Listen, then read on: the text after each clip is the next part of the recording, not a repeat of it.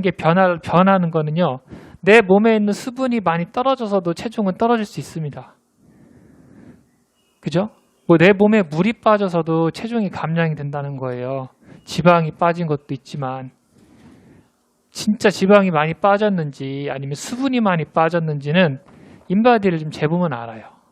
예를 들자면 내 표준 체중이 이렇게 74.5kg인데 현 체중이 이분은 106kg네요. 그죠? 그러면 표준 체중으로 가기 위해서는 한 30kg가 올라가 있죠.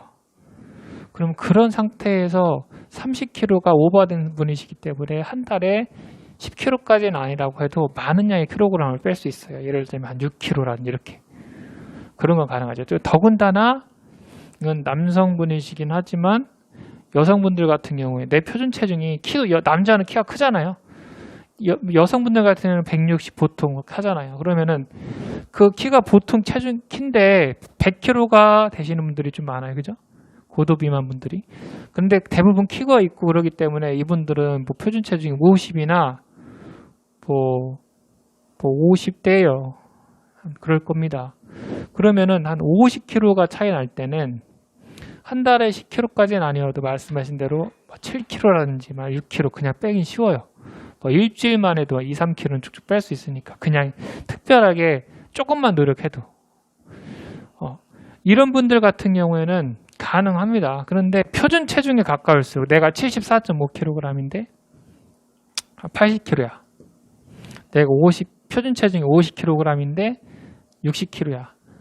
이런 분들 같은 경우에는 그런 한 달에 뭐 똑같이 생각하시면 안 된다는 거예요. 내가 표준 체중에 가까운 무게라면 저거는 그럴 수가 없다. 근데 그렇게 할 수 있습니다라고 누가 감히 얘기를 하면은 저건 약간 사짜 기질이 있는 거예요. 몸이 절대 그렇게 할 수 없어요. 그런데도 진짜 그렇게 만들어졌다는 사람이 있으면 인바디를 재보시면 수분과 지방량에서 비율이 있어요. 수분이 엄청 많이 떨어져 나갔을 겁니다. 현 체중을 유지하는 자기 체중 현 체중에 유지하는 거가 지방과 근육 두 번째 밑에 보시면은 체지방이라고 하는 게 있죠. 그 다음에 근육량이라고 하는 게 있고 그래요. 그러면 표준 체중에 가까운 사람이 정말로 많은 킬로그램을 뺐어 한 달 동안에. 그러면은 다시 인바디를 한 달 뒤에 쟀을 때 처음과 두 가지의 인바디 기록지를 보고 현 체중만 볼 게 아니라 그 체지방이랑 근육량이라는 거를 유심하게 볼 필요가 있다는 거예요. 만약에 10kg을 뺐으면 지방에서 한 4kg을 뺐어요. 빠졌어. 근데 근육량 쪽에서 한 6kg이 빠졌어. 이러면은 그게 좋은 다이어트는 아니라는 거예요. 실질적으로 한 4kg 빠진 게 정도가 맞아요. 그러면은 10kg 중에서 다시 말해서 6kg은 내일이라도 언제든지 다시 복귀가 될 수 있는 웨이트라는 거예요. 왜? 수분을 뺀 거기 때문에 그래요. 언제든지 내 몸은 원래대로 되돌아가려고 하는 성질이 있는데 지방도 그래요. 체질이 변할 때까지는 내 지방을 4kg을 뺐어도 일정 시간까지 그거를 관리하면서 유지를 하지 못하시면은 다시 돌아가려고 합니다. 금방. 처음으로. 근데 더군다나 근육량이라고 하는 거는 단백질과 수분으로 이루어진 게 근육량이거든요. 피예요, 피. 단백질하고 피죠. 그 수분이 얼마나 빨리 되돌아가냐면 예를 들자면은 권투 선수라든지 격투기 선수들이 체중 감량해서 대회 나가실 때 땀복 입고 막 땀을 무지하게 많이 빼시거든요. 그럴 때 당연히 칼로리도 소비가 되죠. 그렇지만 단기간에 빼야 되는 분들 같은 경우에는 그 움직임에 의해서 안 먹고 움직이기 때문에 지방도 빠지지만 대부분의 몸에 수분을 빼서 나간다고 해요. 그래서 내가 뭐 70kg인데 60kg인 어떤 체급이랑 나가서 싸우고 싶어라고 하면은 그때부터 이제 식단 관리 하시면서 엄청난 몸에 있는 땀을 많이 빼시거든요. 왜? 다시 경기장에 들어갔을 때는 내 원래 70kg의 원래의 몸무게로 들어가서 싸워야만 이길 가능성이 높거든요. 이제 어떤 무게 있는 주먹을 실게끔 한다든지 무게 있는 발로 상대방을 이기게 하기 위해서는 나보다 체중하고 체격이 작은 사람하고 싸웠을 경우에 이길 가능성이 높잖아요. 그러다 보니까 순간적으로 개체량 올라갔을 때는 그 사람 몸무게랑 최대한 더 많이 떨어뜨리게 하기 위해서 자기의 있는 몸에 수분을 뺀다라고 생각하시면 돼요. 그건 지방을 뺀다라고 보는 게 아니고 그냥 현 체중을 줄이기 위해서 몸무게를 줄이는 건데 그게 몸에 있는 수분을 뺀다라는 말과 좀 같아요. 그러니까 저희도 어떤 음식 관리라든지 어떤 약물, 어떤 다이어트 제제 같은 걸 드시고 땀만 빼도 체중이 많이 감량됩니다라고 하는 걸 보고 내가 그걸 따라 하신다고 한다면 그 관리를 받기 전에 인바디를 재시고요.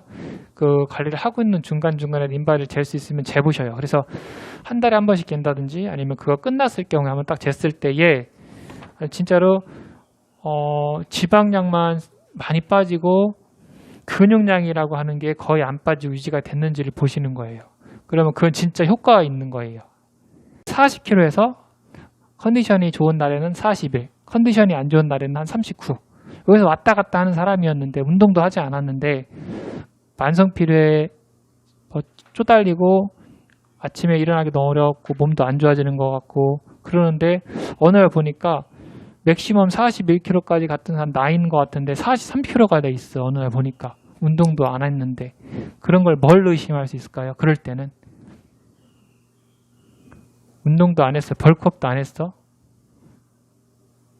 근데 그 사람 얘기를 들어보니까 많이 요즘에 일에 막 쫓겨서 잠도 못 자고 일 너무 심하게 거의 일만 한다고 그러고 아침 일어날 때 일어나기도 어렵다고 하고 그렇다고 하는데 인바디를 재보니까 전보다는 근육량이 좀 더 높게 나왔어요. 이게 뭐죠? 라고 질문을 했어요. 그럼 뭘 의심해야 돼요? 그럴 때에는 저 사람이 몸에 물이 좀 많이 올라가 있다? 손이라든지 발을 빨리 만져보셔야죠. 그죠? 그러면 또 대충 이해할 수 있어요. 또 질문 한 가지 넘겨주세요. 아침에 일어나실 때 관절 어떠세요? 네, 그거예요. 부종이에요. 그럼 병적으로 근육량이 올라가는 사람이에요. 그런 사람들은. 그래서 여기에 그런 내용이 없지만 인바디만 잘 봐도 이 사람이 림프순환이라든지 혈액순환이 되지 않는 몸에 부종이 있어서 근육량이 높게 나오는 사람일 수도 있다는 거죠. 그래서 그런 사람들은 손이라든지 발 같은 경우를 눌러보거나 질문 한마디만 하면 돼요. 아침에 일어날 때 손 같은 게 잘 쥐었다 펴졌다 안 돼요. 이런 사람들 있죠. 저녁 때로 가면은 그렇지는 않은데 아침에 일어날 때만 좀 그래요. 이런 분들 있죠. 이런 분들이 좋은 건 아닙니다. 거의 아침에는 딱 문득 일어나면 활동을 안 하고 편하게 쉬었다가 시작하는 거기 때문에 몸이 가부야화되는 게 정상이거든요. 근데 오히려 아침에 일어날 때 너무 어렵고 손발이 두꺼워져 있어서 주먹 쥐기가 어려워요. 그런 분들은 순환인 장애가 있는 거거든요. 그래서 대부분 이 근육량이라고 하는 킬로그램이 전보다는 올라가요. 그거는 다시 말해서 좋은 게 아니라 나쁜 것 쪽으로 근육량이 올라가 있는 거죠. 근육이 움직여서 벌크업이 돼서 숫자가 올라가는 게 아니라 내 몸의 부종 때문에 그런 것도 알 수 있어요. 그래서 인바디를 잴 때는 근육량과 골격근량이 다 같이 나오는 인바디를 재면은 보기 편하다라는 거를 설명드리려고 얘기한 겁니다. 그래서 내가 비교할 때는 체지방이 얼마, 근육량이 얼마라는 걸 알았으면은 체지방은 빠지고 근육량은 같거나 플러스 마이너스 1 정도 오르내리면서 체지방만 계속 빠지고 있는 패턴으로 모니터링 하시는 게 맞는 거예요. 근데 어떤 양을 먹었어요. 근데 체지방도 조금 빠지긴 했는데 원래 내가 40kg이었는데 근육량이 39, 40, 41에서 왔다 갔다 하는데 갑자기 37이 됐어. 이런 게 생겨버리면은 내 몸에 수분이 많이 빠져나간 거예요. 그럼 원래 갖고 있었던 40kg, 컨디션이 안 좋을 때 39였으면은 37kg가 됐다면 7, 8, 9, 한 2kg 정도가 근육량에서 체수분이 빠진 거거든요. 내가 부종이 없는 사람이었어. 그런데도 근육량에서 2kg 정도가 전에 없었던 숫자로 빠지게 나왔다라고 하면은 그 약은 체지방을 태우는 게 아니라 내 몸에 있는 수분을 같이 빼주게 하는 어떤 그런 게 있는 겁니다. 그런 거는 오래 하시면 안 돼요. 신경통이 있는 쪽 다리 근육량이 얼만큼 떨어져 있는지를 볼 수 있거든요. 얼만큼 근육이 위축되어 있는지를 볼 수 있어요. 그래서 근육량이 없는 쪽이 0.02 정도 수준이면 상관없는데 0.02 그 이상으로 차이가 나 있는지 보셨을 때 차이가 나 있다. 그러면은 떨어진 쪽이 확실하게 근 위축이 많이 약하신 거거든요. 당연히 오른손잡이에요. 왼손보다 근육량이 많죠. 그래도 0.02 정도는 괜찮습니다. 근데 그 이상으로 차이가 난다. 그러면 그쪽 손을 이용해서 뭐 야구를 하는 선수라든지 뭐 배드민턴 선수라든지 이런 한쪽 다리가 근육량이 유난히 더 0.02 이상으로 많아. 그쪽 다리를 이용해서 뭔 특별한 일을 하고 있는 사람이라든지 운동을 하고 있는 사람이라든지 그런 사람들은 그런 이벤트가 있는 겁니다. 그런 차이가 있는 겁니다. 근데 그런 것도 이쪽만 너무 내가 의지해서 많이 그런 운동을 하는구나, 그런 일을 하는구나, 이쪽 다리도 비슷하게끔 강화시켜야지 잘못하면은 측만증이 생기거나 통증, 허리 통증이 앞으로도 계속 생길 수도 있겠구나라는 걸 하고선 좀 이제 조정 가능한데 근육량이 유난히 없는 쪽이 예를 들자면 허리가 아파서 고생하신 분이라든지 아니면은 뭐 무릎이라든지 발목 골절이 돼가지고선 아팠던 적이 있는 사람이라든지 이런 사람들이 근육량이 분명히 없을 텐데 그거에 대해서 통증이 없는 정도라면은 빨리 강화 운동을 많이 해야 되거든요. 통증 관리를 하거나 그게 오래되면은 이제 그쪽 다리 자체라든지 이런 부위가 위축이 와요. 그러면은 이제 계속 내 몸은 망가지고 있어요. 그런 걸 알 수 있거든요. 자기 상체만 볼게요. 오른쪽 팔, 왼팔 해서 0.02 이상 차이 난다. 0.02 이상 차이 나는 분. 딱 그 정도는 정상. 0.02 이상. 0.03 이상 이렇게 4, 5 이렇게 올라가 차이 나요?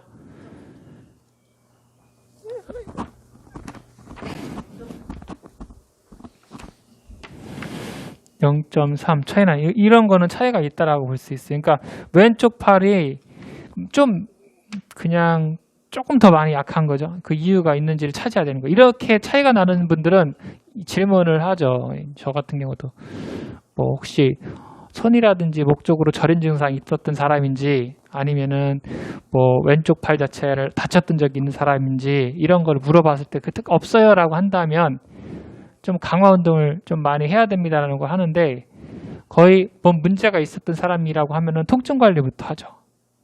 자, 다리 쪽에서 0.02 이상 차이 난다. 다리 쪽에서는 저희는 오른쪽 다리 근육량이 엄청 없네요. 뭔 이유가 있어요? 오른쪽 다리에 문제가 있나요? 그런 질문을 들어갈 수 있어요. 뭔 이유가 있거나 오른쪽 다리가 없으면 왼쪽 다리를 의지를 많이 해야 되거든요. 왼쪽 다리를 짝다리 정도는 안 되고 뭐 운동이라는 개념 쪽으로 가야 돼. 그 정도로 많이 써야 되거든요. 왼쪽 다리를. 허리 아프신 적, 다리 아프신 왼쪽? 그러면 허리 체형을 봤을 때 허리가 아픈 것 때문에 왼쪽 다리에 체중을 못 실어서 근육량이 그 이상으로 많이 떨어지는지를 의심을 할 수 있어요. 그러면 이따가 5시, 6시 타임 때 특수 자세 측정 평가 교정 하거든요. 우리 선생님을 기준으로 해서 교육을 들어갈게요.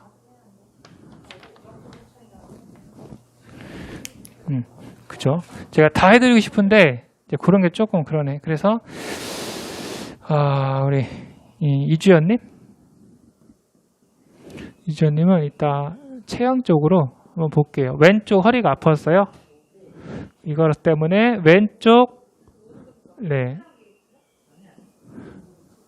근육량이 얼마 차이 나요?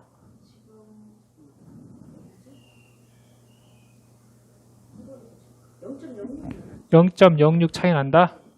오케이. 이게 좀 이따 넘어갈게요. 자, 아무튼 이런 식으로 차이를 알아서 이 사람이 왜 근육량이 많이 차이가 나는지를 좀 찾아볼 필요가 있는 게 부위별 근육 발달로도 그 사람 상담할 때 이것저것 찾아낼 수 있다. 이제 비만 판정이라고 하는 아래쪽 같은 경우에는요. 보통 이제 체지방률이라고 하는 거 있죠. 자, 여기서 질문.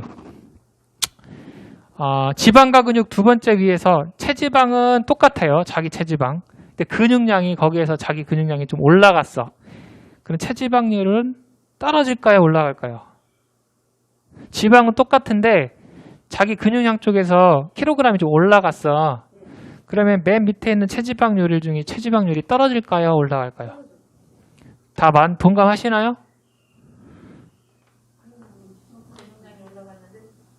체지방은 똑같은데 근육량만 올라갔어. 그럼 체지방률이 떨어져야 올라가요.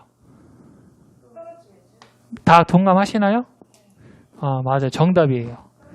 만약에 그러면은 체지방은 똑같은데 근육량이 떨어졌어요. 체지방률은 동감하죠? 맞아요. 올라가요. 그렇죠?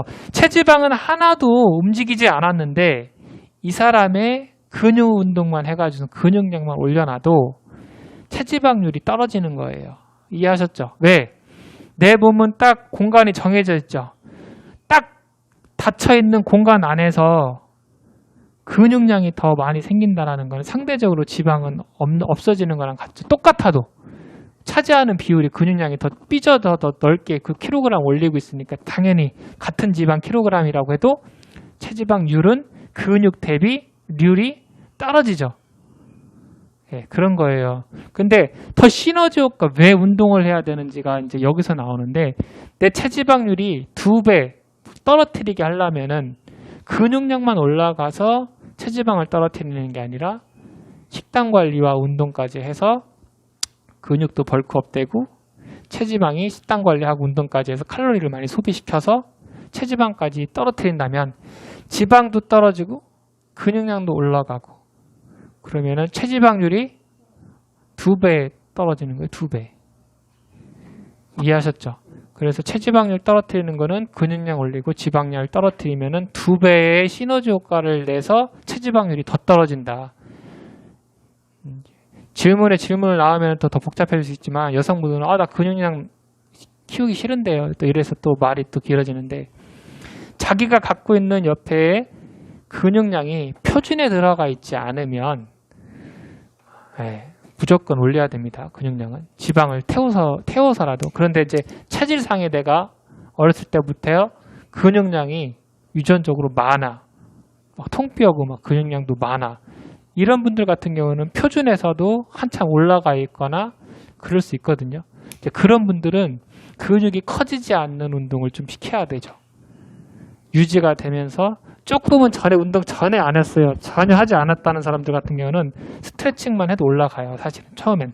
그렇지만 그거는 감안하고 그 갖고 있는 근육이 더 이상 점증적으로 더 올라가지 않게끔 하기 위해서는 다이어트를 해야 되니까 몸을 움직여야 되는데 심장도 튼튼해져야 되니까 운동을 해야 되는데 근육량이 더 커지지 않게 하기 위한 유산소 운동과 근지구력 운동과 이런 것들을 이제 체계적으로 받아야 되죠. 예를 들면 내가 운동한다고 했다고 무거운 거를 들었다 내렸다 하는 거를 짧게 하고서 푹 쉬고 이렇게 하면은 근육량은 더 커집니다. 매스는 커지게 돼 있어요. 그러면 그런 사람들 같은 경우에는 20번 이상 들었다 내렸다 하는 거를 50세트 한다든지 30분 이상 움직일 수 있는 유산소 운동 같은 걸 한다든지 앉았다 일어났다 하는 것도 10개, 7개가 아니라 20개, 25개 이상 할 수 있는 웨이트, 그렇게 할 수 있는 패턴의 운동을 한다든지 해서 근육이 더 커지지 않고 얇게 움직일 수 있는 그런 근지구력적인 운동 같은 경우를 좀 해야 되죠. 이제 그런 특수한 사항이 있습니다. 그래서 항상 체지방률은 위에 있는 지방과 근육량에 비례해서 오르내리고 한다라는 걸 알 수 있고 복부 비만율이라고 하는 게 있어요. 복부 비만율. 그죠? 그래서 내장 지방 면적. 복부 비만율 같은 경우에는 조그만 것이 써져 있지만 웨이스트 힙 레이트라고 하잖아요. 그죠? 내 골반 대비예요. 내 골반뼈 대비 허리 둘레. 웨이스트. 그러니까 내 골반 대비니까 얼마만큼 골반 대비 옆구리가 많이 들어갔고 많이 나왔느냐라는 걸 비교하는 거거든요. 밑에 표준 범위가 뭐 여성분들 같은 경우는 맥시멈 0.80까지 써져 있다면 그 정도까지는 돼야 된다는 뜻이에요. 근데 이제 거기에서 많이 벗어나거나 이러면 그거를 떨어뜨리게 하기 위해서 코어 운동이라든지 아니면은 식단 관리를 해서 복부 주변에 있는 지방을 많이 빼야 되는데 하루아침에 변하진 않아요. 복부 둘레는. 같은 예를 들자면 내장 지방 면적이 100이 넘으면 안 된다고 해서 70이고 막 이렇게 넉넉하게 100 밑에인데도 불구하고 복부 비만율이 0.82, 83 이렇게 나오는 사람도 있거든요. 그건 왜 그러냐면 운동을 거의 하지 않으셔서 그래요.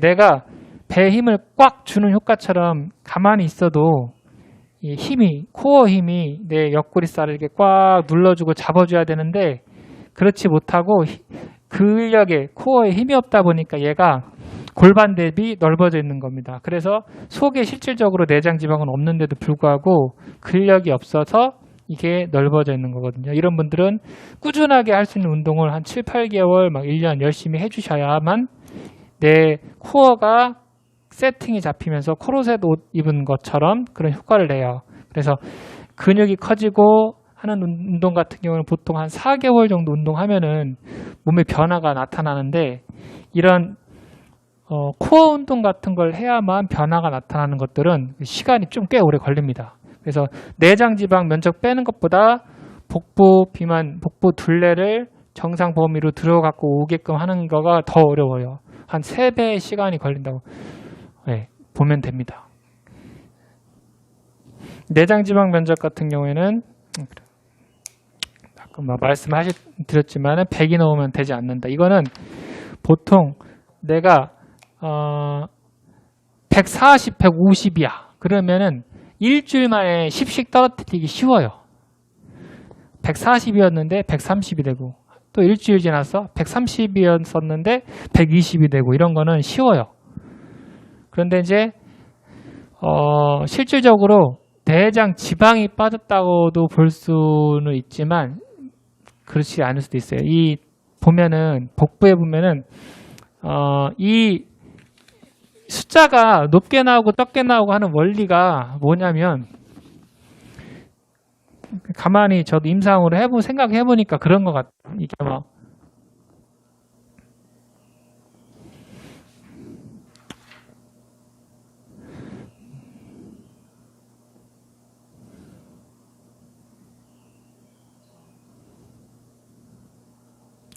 보통 장이 이렇게 소장이 내려갔다가 대장으로 상행, 횡행, 하행결장으로 해서 이렇게 내려오죠. 그리고 여기가 골반인데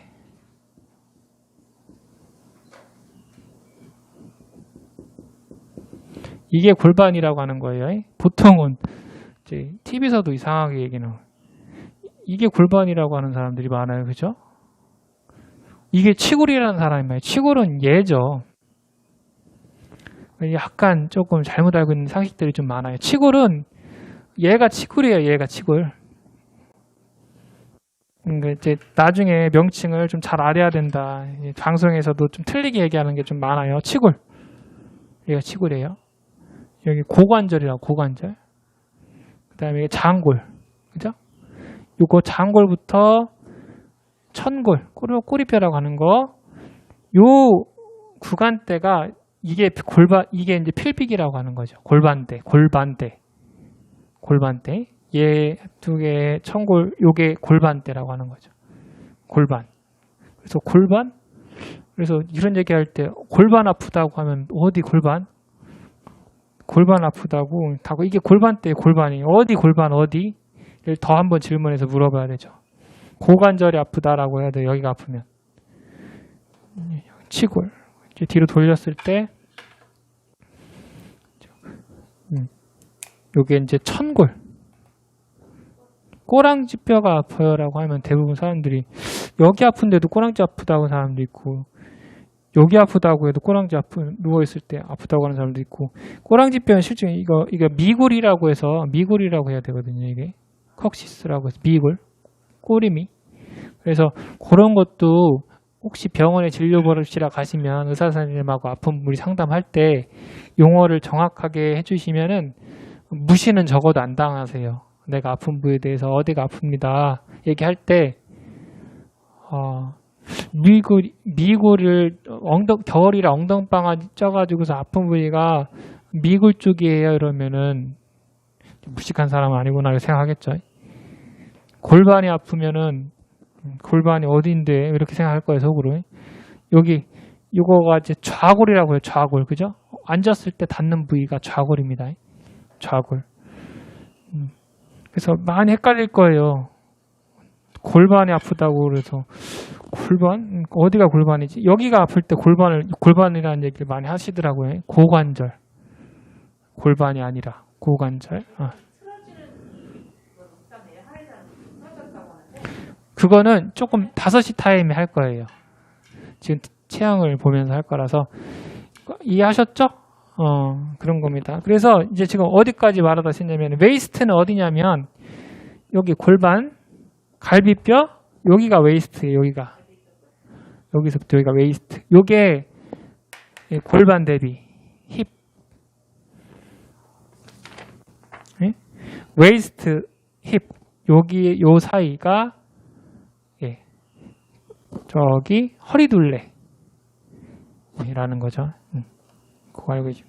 그러니까 보정 옷 입은 효과를 내려면 이렇게 허리 아픈 사람들 복대 차죠? 같은 지방과 안에 있는 지방은 변하지 않아요. 그런데 내가 허리 아플 때 옷을 딱 조여가지고서 이렇게 묶어 매면은 얘가 이렇게 순간적으로 꽉 눌리죠. 그러니까 겉에서 봤을 때는 허리가 이렇게 잘록해 보이죠. 그게 지방이 없어져가지고 잘록해진 게 아니잖아요. 그쵸? 꽉 잡아주는 효과, 둘레근, 코어, 자세 유지근을 인위적으로 묶어놨기 때문에 이렇게 들어간 거잖아요. 그러니까 아무리 다이어트를 하고 식단 관리를 해서 내장 지방을 150이었는데 80, 70으로 만들어도 얘가 골반 대비 밑으로 쑥 들어가지 않는 이유는 운동을 안 해서 그래요. 근데 운동을 한다고 해도 이렇게 팔 운동을 해서 이 근육이 만들어지는 시간보다 3배 이상 걸린다는 거예요. 왜? 큰 근육은 잘 변합니다. 근데 자세 유지근은 이상하게 빨리 안 돼요.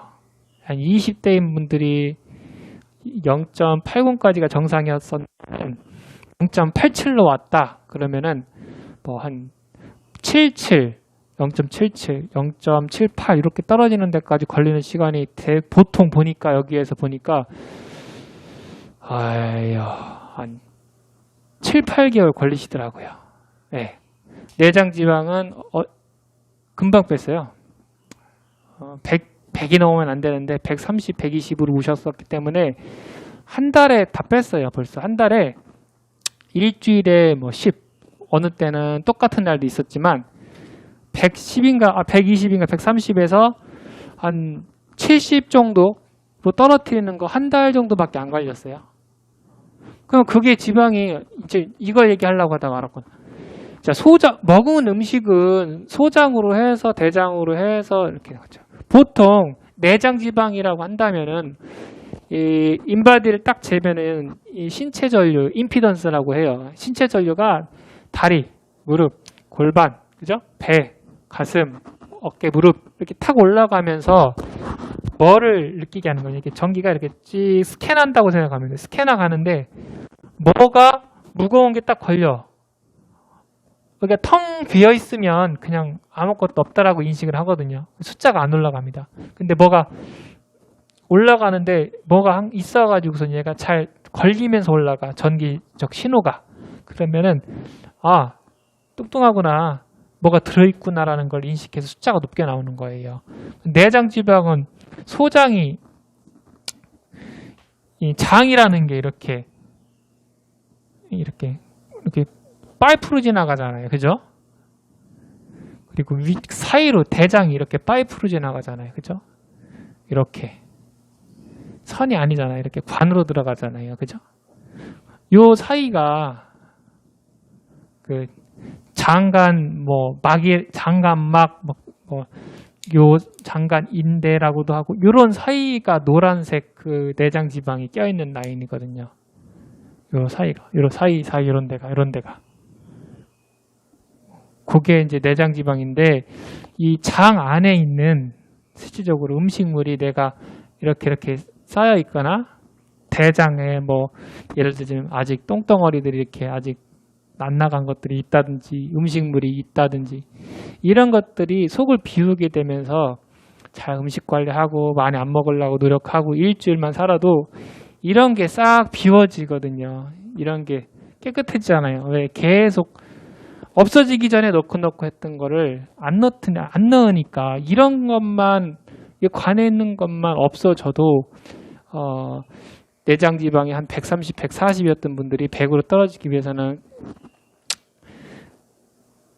금방금방 떨어집니다. 한 130, 120, 막 110 이렇게 음식 관리만 해도 요 노란색 지방이 없어지지 않아도 그러니까 빨리 떨어지는 이유가 이게 싹 없어졌다는 소리가 아니라 장을 일단 비워주게 되는 거예요. 그래서 임피던스라고 하는 신체 전류가 탁 올라갈 때 이 복부 안에 있는 것들 중에서 옐로우 팻뿐만 아니라 장 안에 들어있는 음식물들을 신체 전류가 지방으로 인식하고 메스로 인식하고 걸려가지고 선 숫자가 높아져 있던 게 다음번에 잘 때 이런 것들은 이게 없어져 있으니까 훨씬 잘 올라가는 거예요. 느낌이 전류 파동이. 그러니까 이런 거는 아직 남아 있을지언정 일주일에 1kg씩 뚝뚝 백 쪽에서 빠지는 이유가 이런 게 깨끗해지면 그래요. 그래서 금방 뺄 수 있다는 이유가 그런 거죠. 그 중간중간에 이제 2주, 3주 가면서 진짜 이런 것도 이제 빠지겠지만 첫 일주일부터 음식 관리하면은 일주일 만에 복부에서 1kg이 빠졌다라는 거는 이런 거예요. 알았죠? 여기에서 빠진 게 아니라. 그래서 가능하다. 내장 지방이라고 하는 이 숫자가 150이다. 그러면은 140이 됐다. 10단위가 떨어졌다라고 하면 1kg를 봐라. 1kg. 10단위가 1kg를 보면 돼. 근데 다시 반대로 말해서 150이었는데 음식 관리 같은 거 잘 못해가지고 160이 됐어. 1kg이 배에 좀 더 있는 겁니다. 뭔가.